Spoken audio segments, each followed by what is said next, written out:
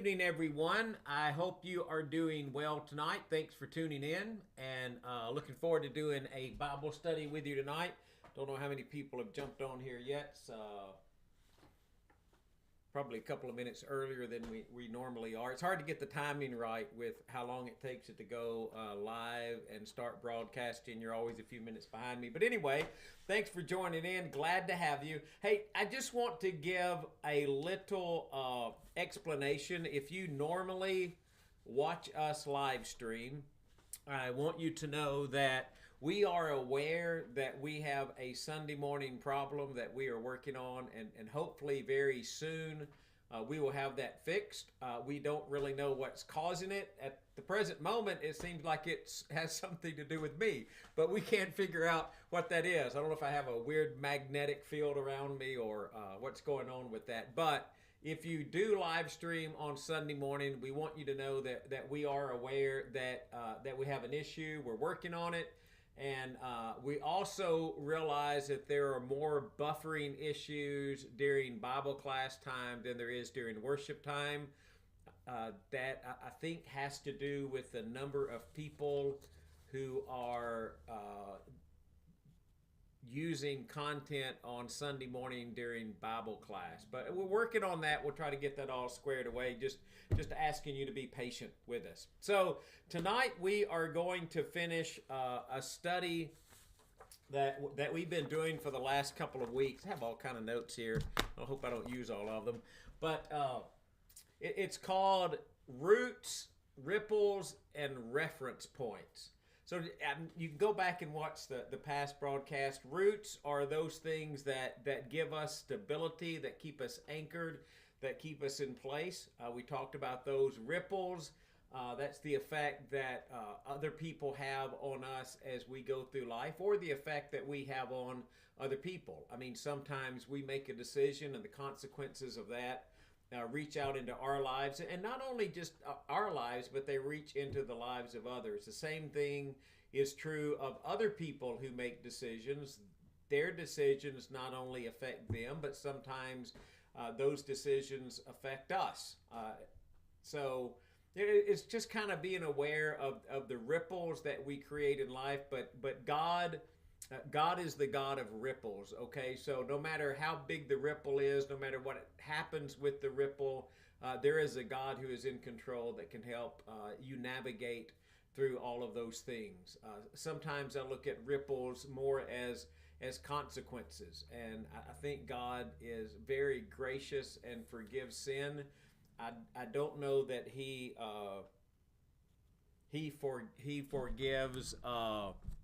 Even though He forgives sin, I'm not sure He removes consequences as quickly as we would like them to. I think sometimes consequences are the results of they're part of the discipline that God uses, and that's part of the ripple effect. So I just got a text that I'm not as loud as I normally am, so I moved the microphone a little closer.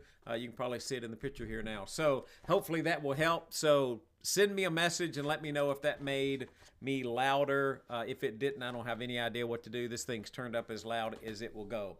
So tonight we're going to just kind of, I'll talk louder. So tonight we're going to to jump into this study, and we're talking about reference points. And I want to get something up on screen here if I can. Here we go. So I have better. Okay, so I have a habit, and this is a mile marker. It is, I mean, it's off Google. I didn't go out and take this picture. It is a Google image of a Tennessee mile marker. It is on East 40 at mile 75. So, mile 75 would be somewhere right outside Memphis, between Memphis and Jackson. I was trying to remember what the exit number in Jackson is. I think it's 80, so this is probably just right outside Jackson, Tennessee. It doesn't matter where it is. I'm trying to tell you a story. I have a habit of looking at those mile markers. And this is the mile marker when they started putting tenths of miles. I think there's one every 2/10 of a mile instead of every 10th. But as long as I have been driving, I have been looking at those mileage markers. And I'm going to confess, so hopefully this won't be too bad of a confession. I usually drive 5 miles over the posted speed limit. Now, that is not because I just think I need to drive 5 miles faster than the speed limit. It is a matter of simple math. So when I was when I was just first starting to drive, when I was driving back and forth to Lipscomb from West Tennessee, when I'd go home on the weekends, or even later in life when I would drive on the interstate. When I first started driving, the speed limit was 55 miles an hour. Now, I know some of you can remember when the interstate speed limit was 55, not 70. Well, the speed limit was 55, but if I drove 60, I knew that I could drive 1 mile for every minute. So I could look at those mile markers, and if I was at exit 75 and I was going to Lipscomb going back to college, I usually got off at exit 188. I could do the math really quick. That'd be 113 miles, 113 miles divided by 60. I'd be there in just under 2 hours. So that is the way that I kept up with mileage. So I drove 60 miles an hour so I could easily tell how far I wanted to go with that reference point. Well, when they made the speed limit 70, that I didn't want to drive 60 in a 70, so that messed up my math. So what I decided is instead of 70, I could drive 75. If you drive 75, you go 1.25 miles in a minute. So that means for every 4 minutes, you can go 5 miles. So the way I do it now is I look and see how many miles I need to go. Say I need to go 100 miles. So 100 divided by 5 is 20 times 4 is 80. It's going to take me 80 minutes to get 100 miles. It's going to take me an hour and 20 minutes. And so when I'm driving, that is how I gauge how far I'm supposed to go. And then I just remember, just after repetition, I remember different places that I'm supposed to, that are reference points for me. So if I'm driving from here, here is Pleasant View, Tennessee, right? So if I'm driving from Pleasant View, Tennessee, and I am driving to West Tennessee to see our parents, Diane and I parents. So I know that I get off of Interstate 24 on Purchase Parkway at mile marker 25. So when I hit Kentucky, I can subtract whatever the mile marker is by 25, divide by 5, multiply by 4, and that's how many minutes it's going to take me to get there. And so that's mile marker 52, so it's 52 miles from where I get on Purchase Parkway to where I get off of Purchase Parkway at the Tennessee state line. So by that, I gauge how far I'm supposed to go. And I know that's kind of a crazy thing, but this is about reference points, and that is just one of the reference points I'll always use when I'm driving. Let me see better. Okay, so you get into other areas of life, and you need some kind of reference point. So here's a Google map. This is Reelfoot Lake. I don't know if any of you have ever been to Reelfoot Lake. Hopefully you have. It's a great national place. It's a great place in our state, right? Reelfoot Lake's a good place. But when I was younger, we would fish a lot on Reelfoot Lake. Now, thankfully, Dad kind of knew how to navigate around the lake. I wasn't as great. I mean, I knew where the ditches were. Everything has a name, and I kind of learned all of that stuff. But when we would put the boat in and we would go out in Reelfoot Lake, I had to look at the bank and have some kind of visual marker so I could remember where the ramp was where we put the boat in. Because if we didn't do that, if I didn't do that, if I was out there, I didn't know enough about just finding a reference place. We get off the Purchase Parkway at exit 0. Yes, and so from Purchase Parkway's exit 0, but where we get on the Purchase Parkway from Interstate 24 is mile marker 52. So it's 52 miles from where we get on the Purchase Parkway to the Kentucky state line. Diane was sending me a text there. So, and then later in life, we would fish. This is the Tennessee and the Big Sandy River right here. So Dad and Mom used to have a cabin off the Big Sandy River, and it was, I can show you. It's here close to this Britton Camp, Britton's Ford. This is the boat ramp where we would put in.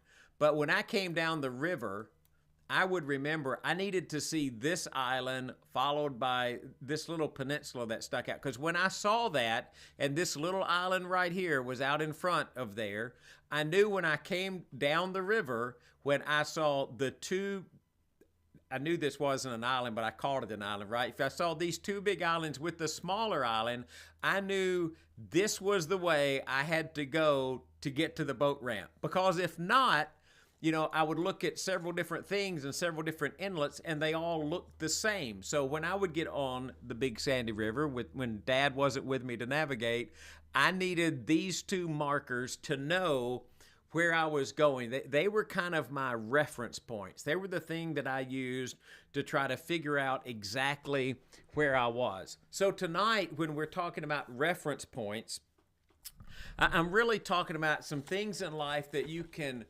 they give you some direction. You know that if you mark by those that you're headed the right direction, that you kind of know where you're going and where you are. Sometimes it's hard to get somewhere if you don't know where you start from, or you don't have a really clear idea of where you're going. You can just kind of wander around in circles. So I wrote a couple of things down. So reference points help us to know where we are. It's kind of a landmark, that shows the boundary of a particular piece of land. Most of you probably, I don't know where everybody's listening from, but if you're in the South, where I am from, it's not unusual to get directions that sound like, well, you go down to the big tree and turn left, or you go down to where so-and-so used to live, and it's the second road past that. We have markers. Like, a lot of times people will ask me, where on Highway 49 do you live? And so instead of trying to explain exactly where our house is, I reference it by the house that has the big white fence. And I say, that's not my house, but this is where I am from that house. That white fence is kind of the reference point. So it was kind of a target or a mark, if you're... if you're shooting a bow or shooting a gun, there's a target that you shoot at. There's a mark. There's a reference point. Maybe it's an indicator. When we were fishing on those lakes, there were buoys out there, and you knew from the buoy where the river channel was, and it kind of marked underwater hazards. In Reelfoot Lake, there are a lot of stumps. Some stumps had kind of like a pole coming up out of them, so there's a really big stump there, and it just help you find your way. So as you go through your life in this Christian walk, how do you navigate your way? And I think there's a really cool verse about that in Hebrews chapter 12, and it says, "Therefore, since we are surrounded by such a great cloud," check this message. Since we're surrounded by such a great cloud of messages. All right, let me get this message off of here. Okay, so therefore, since we're surrounded by such a great cloud of witnesses, let us throw off everything that hinders and the sin that so easily entangles, and let us run with perseverance the race marked out for us.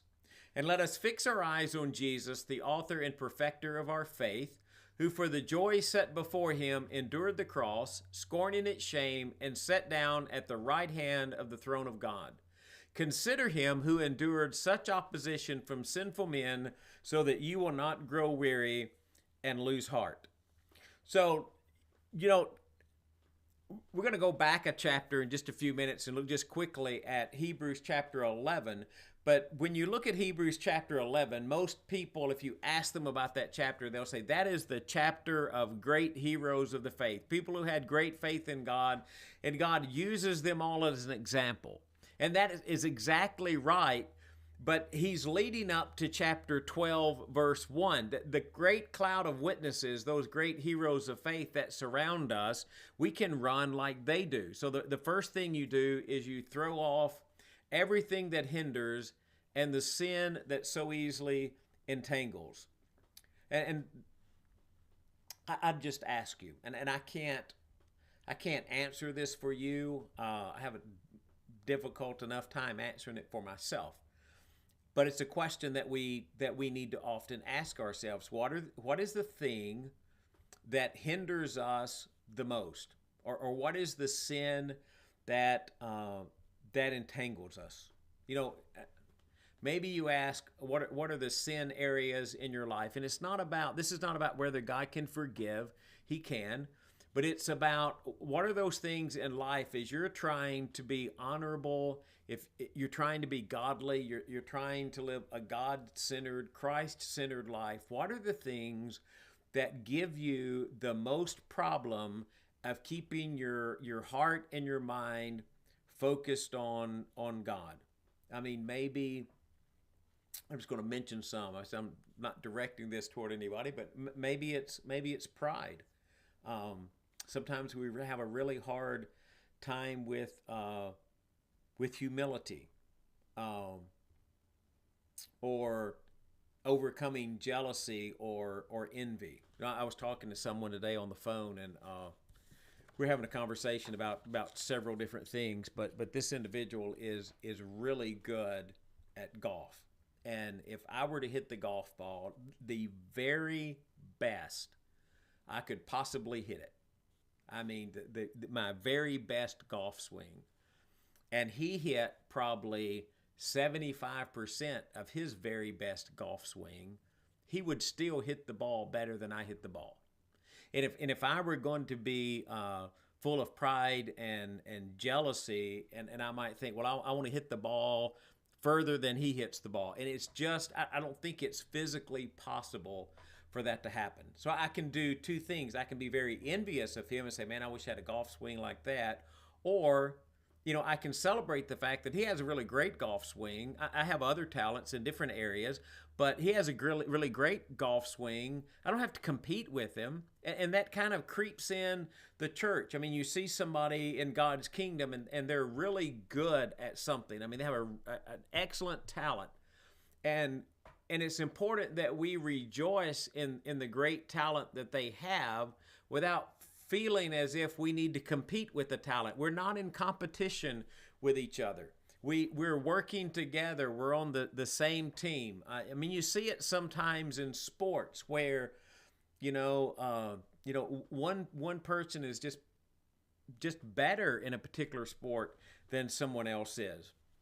But it's interesting because sometimes what you see in life is you see you see a situation where someone is better than someone else at something. So what they want to do is they want to find a fault with that, or they find something that's not quite right about that, so they can pull themselves back down to the level that they are on. So let's just try not to do that. I mean, jealousy and envy can really create some issues in our life. Maybe the thing is just a lack of spiritual focus. Maybe that's the thing that hinders you. Maybe it's just an attraction to everything that's physical. Generally when we think about that, we think about it in terms of money. And so Jesus comes along and he says you can't serve both God and money. Or he comes along and he says it's hard for a rich man to enter the kingdom of heaven. So maybe it's a possession or a thing. Maybe it's, and it doesn't have to be money itself. Maybe it's something that money can buy. Maybe it's a car or a house or a boat.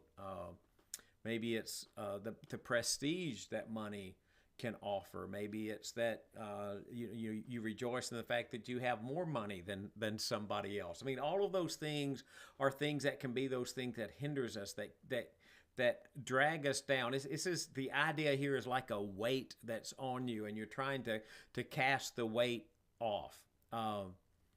I don't know if you've ever tried, and I really haven't, tried to run with weights on or something like that. It's supposed to make you better or stronger, but then when you cast those off, you're able to run faster. Maybe it's sexuality. I mean, our world is bombarded with sexual content, and maybe it's keeping purity of that. I mean, pornography is a huge problem in our society. And I mean, even Paul recognizes that in 1 Corinthians 7 when he talks about marriage, right? For the matters you wrote about, it is good for a man not to marry. Literally, it says not to touch a woman. But since there is so much immorality, each man should have his own wife and each woman her own husband. The husband should fulfill his marital duty to his wife, and likewise the wife to her husband. The wife's body does not belong to her alone, but also to her husband. In the same way, the husband's body does not belong to him alone, but also to his wife. And do not deprive each other, except by mutual consent and for a time, so that you may devote yourselves to prayer. Then come together again, so that Satan will not tempt you because of your lack of self-control. I say this as a concession, not a command. I wish that all men were as I am, Paul evidently being single, but each man has his own gift from God. One has this gift and another has that. So, I mean, when you look at verses like that, I mean, maybe it's sexuality or sexual content. It can be a number of things. I can't go through everything on the list that might hinder you or the sin that entangles, but I think it's really interesting that the writer of Hebrews says so easily entangles, because that's very true. I mean, it could be an addiction to something or a desire for something, but it's obvious that it entangles us fairly easily if we allow it to. So we have to keep that spiritual focus of life and kind of gauge that. Those are one of the reference points. God just didn't list a lot of sins in the Bible to say, hey, just make sure you don't do these things. Those are reference points to let us know when we're not going in the right direction. And the good positive commands, are even the fruit of the Spirit: love, joy, peace, patience, kindness, goodness, faithfulness, gentleness, self-control. Even those are reference points that allow us to understand if we're headed in the right direction.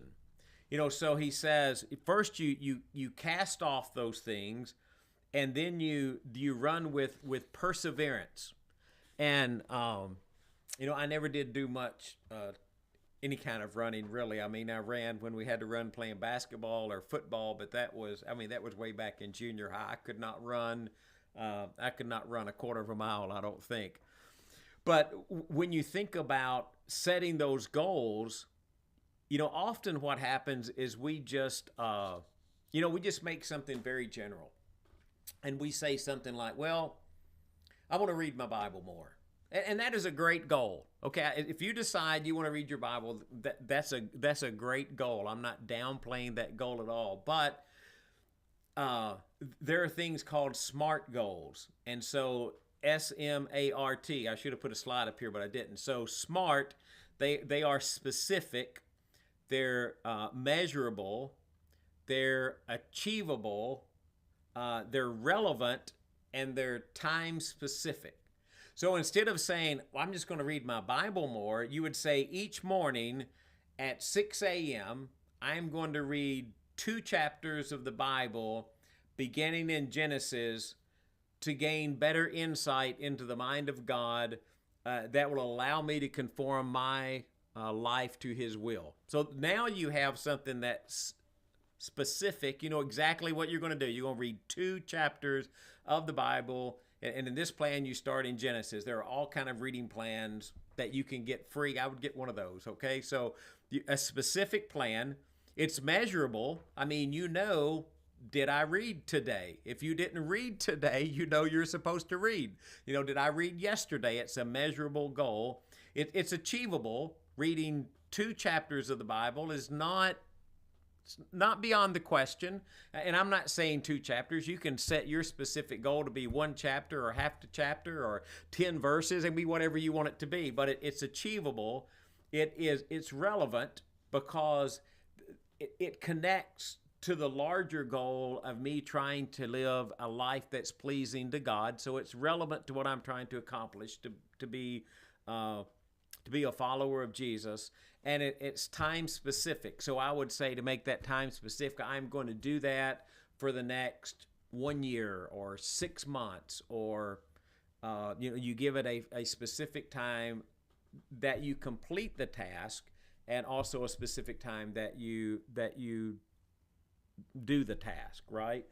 So that's what it means to kind of run with perseverance. You just don't take off and start running.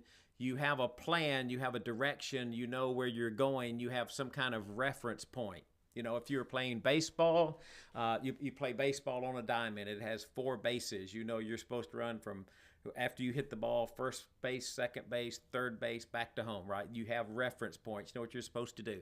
You play football, you have, everything's marked out in 5-yard increments, and then 1-yard increments inside of that with numbers every 10 yards. It's 100 yards long. You have a field, you have a basketball court, you have an out-of-bounds line, you have a free throw line. There are reference points to help you play those sports well. So when he says you're going to run with perseverance, the idea of a race, you have reference points in that race. You know where you're going and where you're headed. And you look at life, there are reference points in life. I don't know which ones you consider milestones, or and that's very personal preference. You may consider 30 to be a milestone, or 40 or 50, or retirement age, or 75. I don't know what your reference points are, but if you look at life, you have reference points. And generally, we celebrate those every year with a birthday, right? But a birthday is a reference point to let us know where we are in this path of living on earth. So I'm not a runner. So I was trying to figure out, okay, what have I done in my life that I can talk about perseverance and kind of running a race? And this is what I came up with. I'm kind of going back to when I was starting to learn languages. So if you look down at the bottom, down here where my cursor is, there are 5,393 unique words in the Greek New Testament. Okay, so just grab that number, and that number changes a little bit depending on who's counting, but we're using this graph, okay? So there's 138,607 words in the Greek New Testament. There's 5,393 unique words. So if you said, man, I'm going to learn 5,393 words, I don't know about you, but that number sounds very daunting to me, to try to learn that many new vocabulary words. That's a lot of words, right? But then you start looking at how things work. So if you go up here to the top, here are the words that occur more than 100 times. There's 64, right? But those 64 words are 61% of all of the words in the New Testament. So if you only learn these 64, you know 6 out of every 10 words. Hey, now we're getting somewhere. If you learn 50 to 100 words, so you have, what's that, 12, 10, 300, and I think it's 312 words if my math is right. So 312 words, then you know 8 out of every 10 words that occur in the New Testament. Then if you add these 233 words, which is 12, 15, it's about 345, I think. No, it's 545, if I added that right. It's close enough, right? But then you know 86% of the words in the New Testament. So only learning 500 and 50 basically, 540 something, but say 550 of these 5,393 words. You only learn 10% of this number of words, but now you know 86 out of every 100 words in the Greek New Testament. Now, you can work with that. Now, then after that, then you can start working on these. I mean, you get down here to words that occur one time in the New Testament. There's 1,928 of those. And you see where it's got superhero on that? That is not me, because I can promise you I do not know all of those 1,928 words. I have to stop and look a word up. And it's okay, because I can read decently, fluently, without learning all 5,393 words. So when I was a student of Greek in college, and you knew the Greek majors because they had flashcards. We walked around doing vocabulary all of the time, right? The boys would ride in the car and hear me do Greek and Hebrew vocabulary for this very reason. But you have to stick to it. You have to persevere through it. You can't do it one time or two times and get all of it right. You have to continually learn those words. And I still, after all of this time, I still do vocabulary, because if I don't, I'll forget them. You know, now you learn them as you read, and I get better every day, right? But you have to stick to the plan, you know, but you have to break down the plan into increments that so that it makes sense. And those are reference points that we have in life. So as we go through life, what are those reference points we're looking at? And some of them, you know, some of them look pretty general until we start to really contemplate them. This is 1 John chapter 2. Whoever claims to live in him must walk as Jesus did. Okay, that's pretty general, isn't it? What does it mean to walk as Jesus did? Well, you can start to give it a little bit of context if you start looking at different verses. Be kind and compassionate to one another, forgiving each other, just as in Christ God forgave you. Okay, so now we have something a little more concrete. How is it that I'm supposed to forgive other people? I am to forgive the way that God forgave me in Christ Jesus. That gives me more of a concrete standard, right? I need to forgive the way that God forgave me. So do I carry a grudge? Hopefully not. Do I hold it over somebody's head? I shouldn't. Should I learn to forgive? Should I understand that people aren't perfect and they make mistakes, and we're going to do things that offend one another? And, you know, and it's probably going to happen, right? I'll do something that offends you. You do something that offends me. Whatever the case, we learn to forgive the way, and we forgive the way that God forgave us. 1 John chapter 4, verse 11. Dear friends, since God so loved us, we also ought to love one another. Okay, so how is it that I'm supposed to love other people? Well, I'm supposed to love other people the way that God has loved me, and by sending his son into the world. So I try to love with that same magnitude of love. And so as you go through life, it's sometimes difficult not to compare ourselves to other people.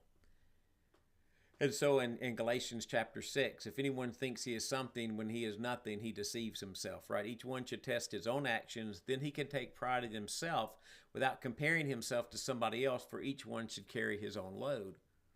So when I look at those reference points in life, okay, I'm trying to live as Jesus lived. I'm trying to walk the way that Jesus walked. But as I start comparing that, I don't compare myself to others.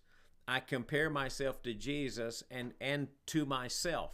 I found this is very true in life. If you want to find someone and to make you feel better about yourself so that you can say, well, I'm doing better than so-and-so, I promise you, you can always find that. If on the other side you want to beat yourself up and you want to say, well, I'm not as good as so-and-so, I promise you, you can find somebody that's doing things better then you're doing them. Maybe they have a more, what you consider to be a more godly walk, or they are more spiritual. They can quote more Bible verses. They preach better, they teach better, they sing better. It doesn't matter what you put in that category. You can find somebody who's doing better. You can find somebody who is doing worse. Don't do either one of those. Look at yourself. Look at the way Jesus walked on this earth, and then only compare yourself to yourself, and expect yourself to walk in that same way. I mean, you have particular talents. Again, I can't tell each one of you what your talent is. That's not what this class is about. But you find that talent and you use it for the very best way you can use it. So what are some of those reference points? Well, some reference points are things that God either tells us to do or not to do, and we gauge our life by those, saying, okay, how am I doing? If God said not to love money, but I love money, then obviously I need to do something in that area of my life. I'm not quite measuring up to the reference point. If I'm supposed to forgive, and I'm very good at forgiving, and then that's another reference point. I can look at that and say, okay, I'm doing well in that area. If I have the fruit of the Spirit, love, joy, peace, patience, kindness, goodness, faithfulness, gentleness, self-control. If I can look at my life and say, okay, I can see those reflections in my life, I'm doing well. Again, there's always a spot you can say, well, I'm not doing as well in this area as I should, but it's more about the direction that you're headed than where you currently are. Another reference point, I think, in life is just other people. And if you go back to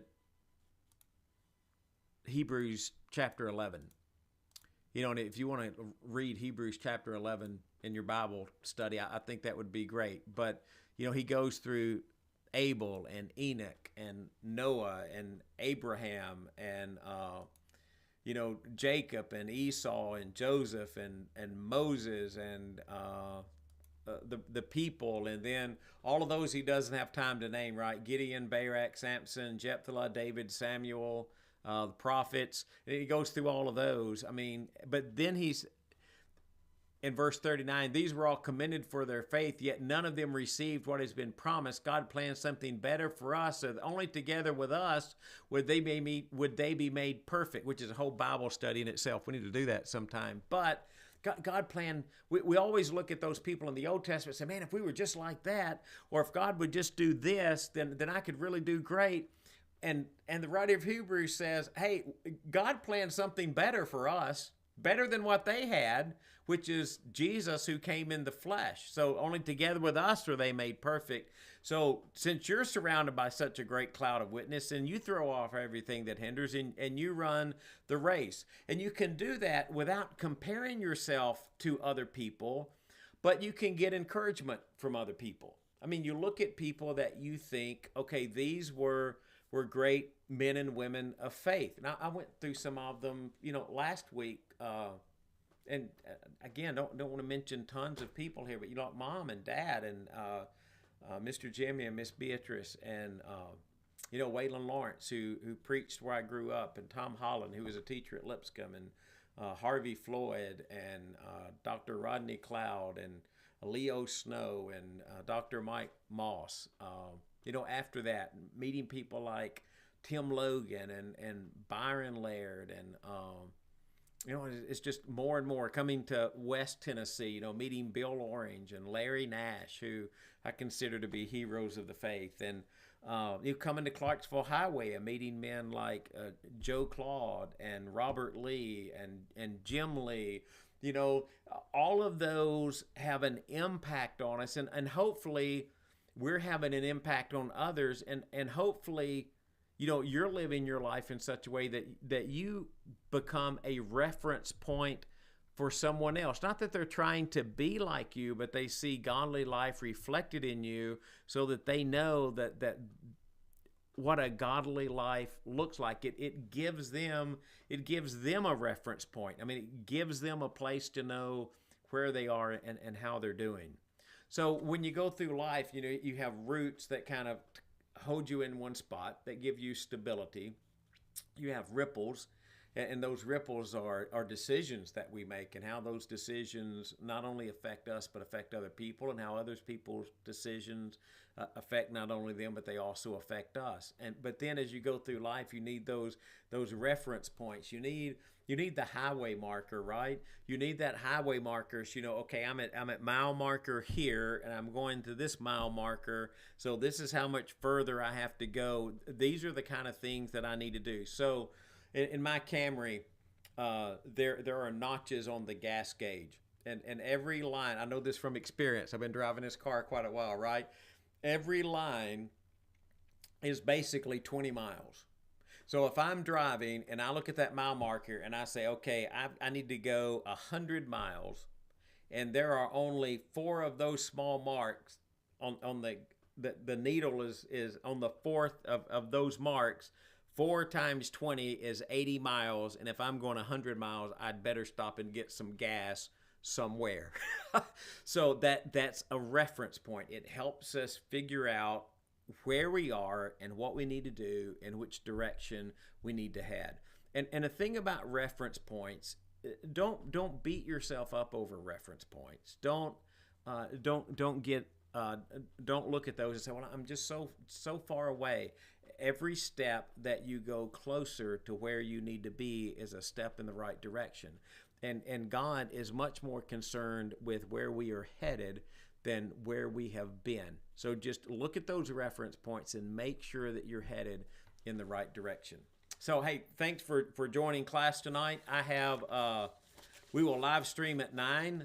We are doing Bible class at 9 o'clock is Revelation chapter 20. We're going to start the discussion on the 1,000-year reign.